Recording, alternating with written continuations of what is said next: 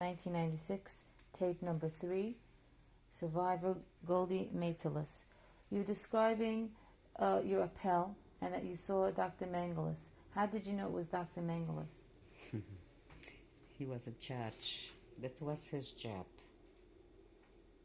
He was determining who is going to live and who is going to die. Because if he didn't like you have pimples or something on your body, he says, out of the line. She already says it's no good. It's bad news. So you had a pill in the morning with Dr. Mengele, and from there, where did you go? We went back to the block, and we just hang out. If you had a job, you did the job. You had to make your bed. We had one blanket. There was nothing to do. You went outside, whether it was too cold or too hot. So we used to congregate and talk, and one woman used to cook. When she used to imagine that she is making this machel, this meal, so your mouth should water, and then everybody gave a little hope to the other. If you know what I mean? We kept ourselves busy just thinking what we are going to do when we ever get out of here, if we ever. What did you eat? What did they give you to eat? Well, meat in Auschwitz was very scarce. You got a soup every day, once a day. And once in 3 days, we had a whole bread like this, about a kilo, which is 2 pounds. And this had to be divided according to where you sleep. 3 in a bed, 3 in a line. It was given to the first one on the line, and you had to divide it, this bed, in 3. God forbid, we took strings, we took whatever we could find. The way we divided the bread, if it's even, and you know what I mean? It had to be divided because you could, if God forbid somebody cheats you with this piece of bread, that was the end of it. You know what I mean? That was so precious, this piece of bread. They had to hold you alive until the next portion comes. Did you have a job in Auschwitz? Well, I was assigned to the latrines. They says to volunteer. She says, anybody wants to volunteer, you're going to work, you're going to get more bread. So I bother, I'm going to volunteer. I did. I worked a while, and I contracted typhus and dysentery. High temperature, and that's why this black register, when I was sick, she used to get me medication. She had access to everything, news, you name it, because she was a very, she was very familiar with the whole thing in Auschwitz. So she used to give me a pill to lower my temperature, black coffee for my diarrhea. She did the best she could. How many women were in your barracks? How many? How many women were in your barracks? More than 15 and 15 is 30.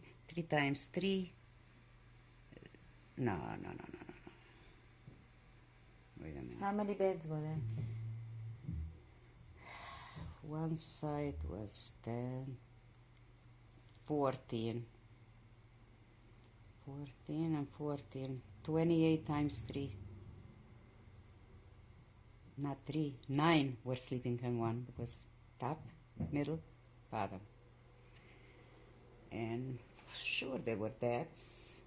Some of them died, Some of them were taken away by Mengele himself because she was too pale, too skinny. You were too skinny, you were no good. What nationalities were these women? Well, mostly these people, you see, from this transport, you had all Hungarians. Everybody spoke Hungarian and Slovakish. And also you had from Ukraine a couple, but I don't know how they got there, you know what I mean? Mm-hmm. But mostly Hungarians, because that particular transport, was so arranged that who knows how they figured it out, Mostly Hungarians, they were Polish also. At this point, did you have any idea what would happen to your mother? I kept asking Eva, the black artist that I got very good with her, She she saved my life practically. So I asked her, what happened to my mother? Where is she? She says, don't ask. She wouldn't tell me. And then later on, news gets around. Believe me, that we had news there too. Because there were like KGBs there, who really try to give you some hope. Good news, bad news, never. So then somebody told me these people are no longer alive. Did they tell you how they died? Well, if I didn't see it, I seen others. This oven was working day and night overtime, okay? And nobody was that stupid not to realize this is the crematorium. And the crematorium was mentioned 1,000,000 times a day. If you are taken out of line, your looks are not that hatsy-tatsy. He didn't like your looks, you went there. Everybody knew that already. It was no longer a secret. Did you know anything what happened to your sister? Yes, I got, the news. I knew she's alive because she's on Lager C. But I knew my father would be alive because he's a very strong young man. He was young.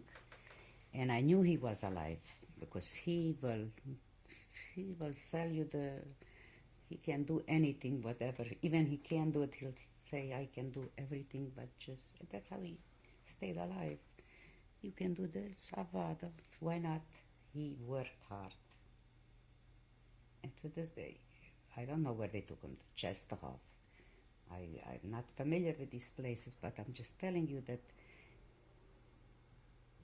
we knew certain things, what's happening, but not everything. Mm-hmm. We didn't know everything. So, and what about your brother? Did you know anybody? My brother died of hunger. Did you know that then? He went with my father. But you didn't know what happened to him? No, I was told after the war. Mm-hmm. So after you got sick, what happened? I got dysentery and typhus. No doctor, because if you go to a doctor, they don't. In Auschwitz, if you're sick, nobody sends you to the infirmary. Only thing is oven. You mean if you go to the infirmary, they'll take you to the oven? They go straight to the oven. So I stayed, I said, as long as she keeps me, the blood register, she says, she did what she could. She asked for medicine from the capos, from the Jewish capos. She wrote down what she wants. She wants a big can of black coffee, so stops my diarrhea. And I got in a couple of, maybe 10, 12 days, I got back on my feet. All I needed is, to make my cheeks red when he comes, Mengel, in the morning, if I'm too pale. So the woman who worked there were people who worked in the kitchen, she got, what do you call the one? No, berk, the one you make chrain, the red. Beets. Yes, she got a beets, and she gave out beets, and we put on the beets on our faces so the cheeks look red and healthy. And that's what, that's how we survive, by cheating that. Because I could have gone easily to the oven because I was very skinny already and very pale and very, run down. How many months went by like this? How long were you sick? How long were you in Auschwitz? Okay. We arrived in June, July, August, September, October. In February, in June, we arrived. July, August. In the winter it was October, I don't remember, end of October, middle of October. And we were taken out of Auschwitz. We need a couple of transports. And we were just picked randomly, no pay, no nothing. And I started to say, where are we going? What are they going to do to us? You are going out of Auschwitz. Where? So that was the Sudeten. And then we're supposed to go to work to our factory for the Germans. But it didn't work out. It seems to me that, see, the factory takes refugees, takes people to work, then the war is almost ended. They'll be in deep trouble, you know what I mean? So they told us nobody wanted us because everybody was afraid. Every Nazi German was afraid to employ such skeletons because they'll be shot randomly when the war is over, you know? So what do they do with us? Shoot us? Kill us? So they figured they'll die out anyway, and so it happened. When you said you left Auschwitz in October, how did you have a concept of what time or what day it was? We had to, somehow we found a way for everything. You'll be so amazed. We didn't know everything, but without papers, without calendars, clocks, radios, pencils, and we had no access to nothing. Would you believe it? Mirror, nothing. If I wanted to see myself, so where did I went to a window? You know, I wanted to see if my hair grew already. I wanted to see so many things. So how did you know it was October? Because I have it on my record, you know. After all, you know, Did you know what day of the week it was? No, never. I didn't know when it's Yontif. I know nothing. There were girls who knew this is going to, because the word came always, some news leaked in from somewhere. It's going to be Rosh Hashanah, it's going to be this. I had no idea. Just only knew it's dark, it's light. Sunday, Monday, Shabbos, who knows? We didn't even care. And then the things they put in the food, you know, that we shouldn't be able to think for ourselves. They poisoned us. How do you know? Because we know. This I know. This I happen to know. Because the black officer said, the food is poison. Without it, you can't live, and with it, because it didn't kill nobody. You understand? But they put something in the food. You shouldn't menstruate. They put in the food. You shouldn't think straight. You should be like an animal. And that's what their intentions were. They didn't care. The less Jews, the better off they were, you know. They thought this is going to solve the world problem. How many times did he say die verfluchte Juden? I don't know German, but this I had What did he say? Verfluchte Juden, lousy Jews. And, you know, I didn't understand, but I had translation, believe me. When you say he said, do you mean Mengele? Yes, die verfluchte Juden. Steigrade. Couple of words we call on every morning. You hear it, so you must catch up something. So, believe me, there was a lot of politics there. They kept everything from the Jews. Where you're going, how you're going to, you know. Did you know that the war was turning against the Germans? Yes. How You did know you when? When I was in Bergen-Belsen. Not when I was... Okay, not then. Mm-hmm. Not in Auschwitz. No, they were rumors, but, you know, when it doesn't materialize the first, second day, then you think it's a bluff. But when I was in Bergen-Belsen, I also didn't understand. I didn't, you know, I was very weak. And then somebody has told me, noch a bissala, and the war is going to end. So you were working in latrines, then you got sick, and then you went back to work in the latrines? No, What did you I do? gave up the job, nothing. You just... No, I got nothing for the job, nothing, no Was more. it dangerous not to have a job? No. No, you were an animal anyway. You were animals and treated as such, and job or no job didn't do me any good. You know what I mean? The news was very good, informative, because men used to come in with, you know, to take the garbage, to take away the... And they slipped one piece of paper, and from this paper it got such news, and this what kept us alive, just the hope. Nothing, the strength, there was no strength. But mentally I was so hyped up. Get the news. Eventually, so, you know, this is only hope. These news is were given just to keep us alive, I guess. I don't know. So in October, you were taken out of your barracks and sent. A couple of transports. A transport is a whole group of people, you know. Who picked you? Germans, Mengele. There was another SS man in charge. Do you remember his name? It wasn't Eichmann, this I know. Did you ever see Eichmann in the camps? No, but he was very active in our area. Did you ever see him personally? No, he had shalichim. People worked for him. He was just given orders. People carried out the orders. I mean, these people were not visible. Did you ever hear his name mentioned when you were in camp, Eichmann's name?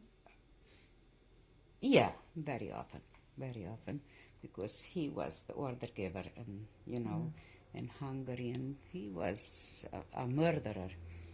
And the people who carry out his aids, his advice. So Mengele and another SS man came and says, line up. Everybody line up outside. We did not have no packages, no belongings. All you had is your blanket, and the uniform, and the wooden shoes.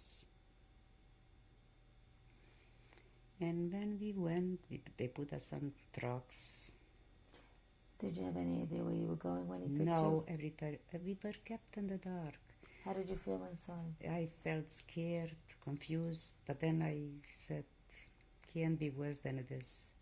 So can't be worse. It can be worse. We are malnourished. We are already skeletons. We are not worth it, nothing anymore. And everybody is ready already to, give it in, give it up. How many of you were picked? It's a couple of hundred. I can't tell you because there are, 3 groups I remember and 3 trucks. And then you went on a truck. On a military truck, yeah.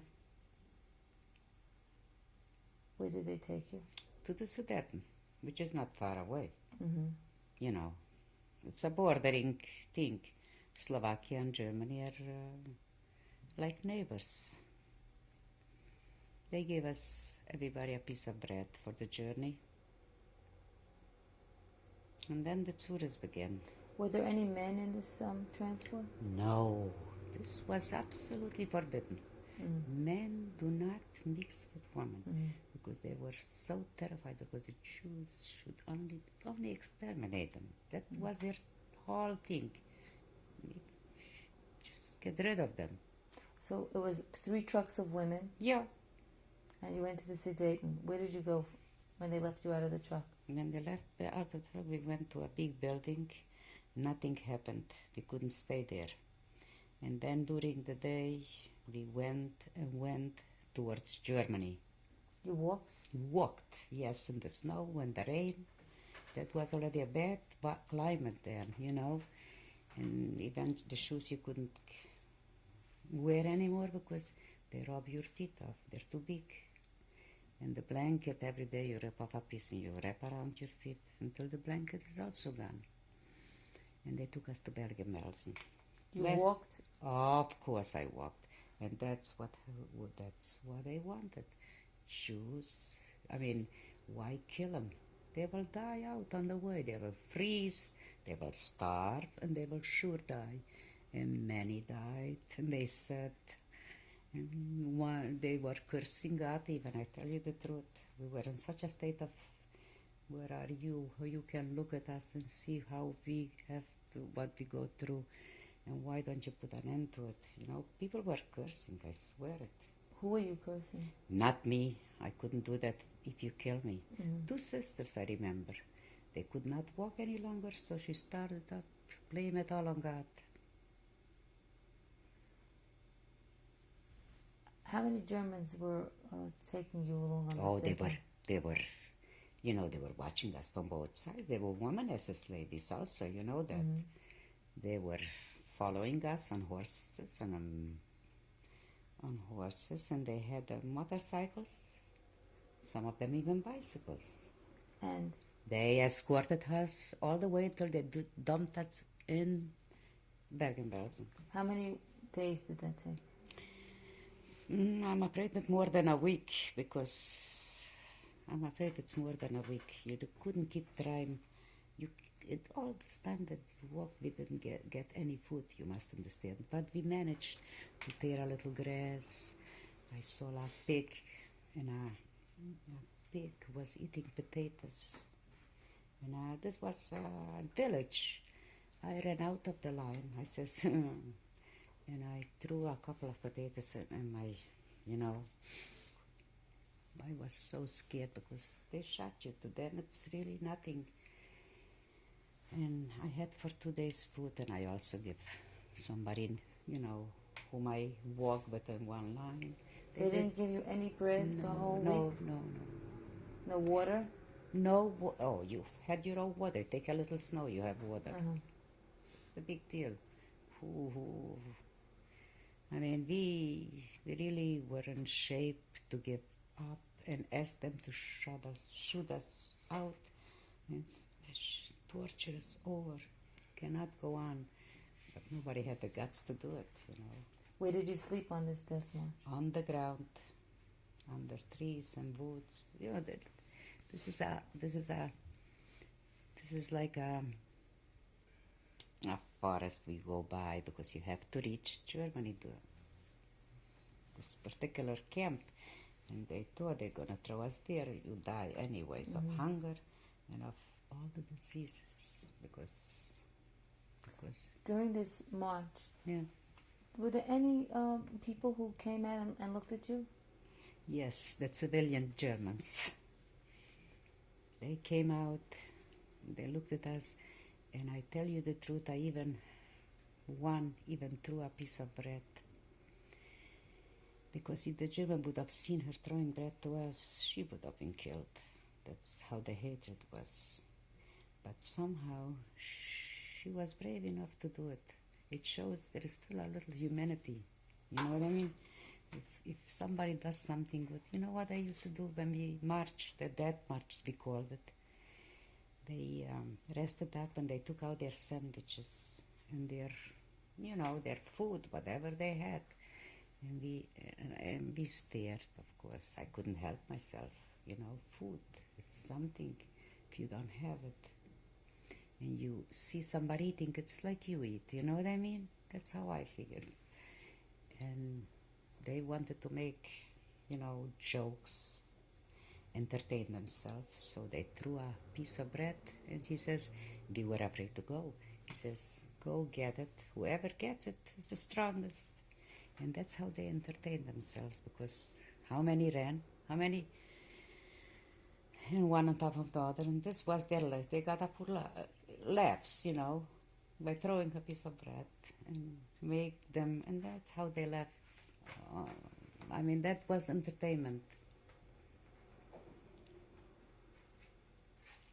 We managed to eat grass, all kinds of things, we found.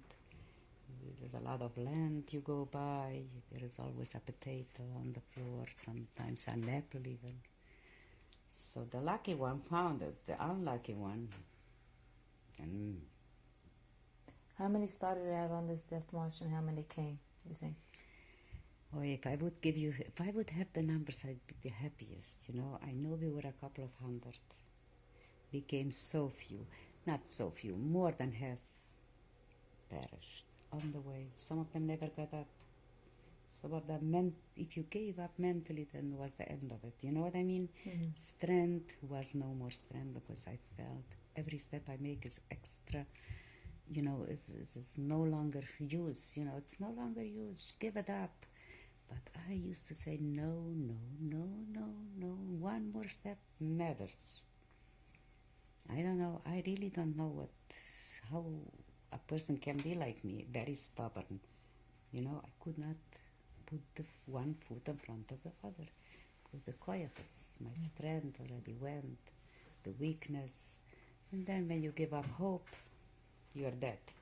So few of you came to Bergen-Belsen? Quite a few. How much got up? Over 100. Over 100. Yeah, they came, but they were they were not. They were skeletons. They were half dead. Where did they take you when you came to Bergen-Belsen? Did you know what Bergen-Belsen is? Had you ever heard of No, it? Bergen-Belsen was a dead camp. Had you ever heard of it when you were in Auschwitz? Yes, we heard of all the camps. Sobibor, we heard of Dachau, all the camps, because I told you we had a news. We had these things that kept us, giving us hope. Only that what kept us. So you knew what Bergen-Belsen was when you came there? I knew it's a camp, but I didn't know it, that most of the people are dead. And that was a good one, I'm telling you. And when you see so many dead people, what do? I used to go from one to the next and see if the shoe fits me. I take off the shoe, I take off a little blanket, so I'll have more on my feet. And that's how I kept busy. Where did you see all these dead people? Oh, the camp was so big. It's undescribable. On the ground. And then after the war, they showed it. After the war, they showed it they had to bury all these people. Pits. When you came, they took you to a barracks? Yes. Remember the number of the barracks? No, they weren't even numbered, because this was already, you must understand, it was 1944, okay? What month? March or April. You know, then the war really was already about to end. But when did you come to Bergen-Belsen? What month?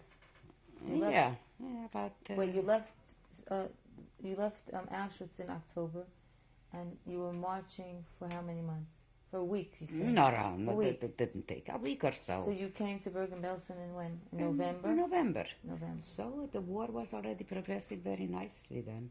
Now I know it, I didn't know it then. Right. So when they took you in, where did they take you? In a barak. How many A beds were in? The same thing. They had one, everything was the same, 3 in a bed, 3 floors, and a blanket was given to you. All I needed is a shower and food, but that was another thing, That during the day was nothing doing. Did you have someone who was the head of the block over there Yes, too? of course. What was her name? I can't remember. This one was a bad one. You only want to remember the good ones, Somebody who threatens you and who does, takes away the little hope you still have. These people I don't want to remember, you know what I mean? Was anyone with you, a good friend still from Auschwitz, was with you in Bergen-Belsen, or were you all alone again? I all of a sudden found myself all alone, because people are separated. You can't even imagine how they separate you. And I saw from Greece, Jews from Italy and Bergen-Belsen, and I can't speak none of these languages. But we communicate with the hand, showing signs, and there is what was there to talk about? What was your day like there? Long, tiring, hopeless. When you have no food, hope goes. This is it. Okay, we're coming to the end of the third tape. We'll continue.